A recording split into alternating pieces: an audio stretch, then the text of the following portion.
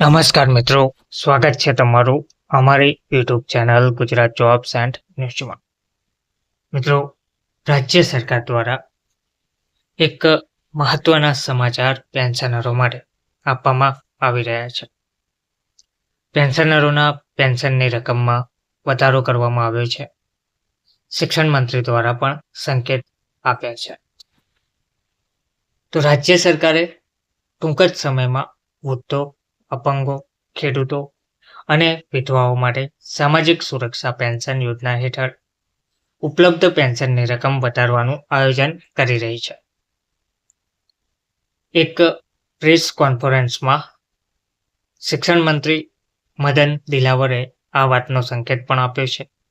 તેમણે કહ્યું છે કે હાલમાં જે પેન્શનની રકમ 1150 રૂપિયા આપવામાં આવી રહી છે તેને વધારીને 1500 રૂપિયા કરી શકાય છે. તો સામાજિક સુરક્ષા પેન્શન યોજના 2013માં તત્કાલીન મુખ્યમંત્રી અશોક ગેહલોતે શરૂ કરી હતી.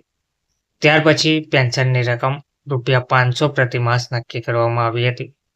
2019માં મુખ્યમંત્રી પદ પર પાછા ફર્યા પછી અશોક ગેહલોતે તેમને વધારીને ₹750 કરી હતી. 2023માં નવો કાયદો લાગુ કરવામાં આવ્યો હતો, જે અંતર્ગત દર વર્ષે પેન્શનની રકમમાં 15% વધારો કરવાની જોગવાઈ છે.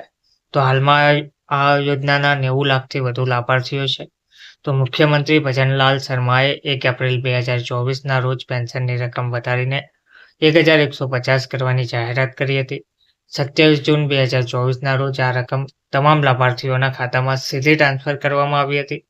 અને જુજુના આયોજિત એક કાર્યક્રમમાં મુખ્યમંત્રીએ લાભાર્થીઓ સાથે વાતચીત કર્યા પછી 1038.55 કરોડની રકમ ટ્રાન્સફર કરવાની જાહેરાત પણ કરી હતી.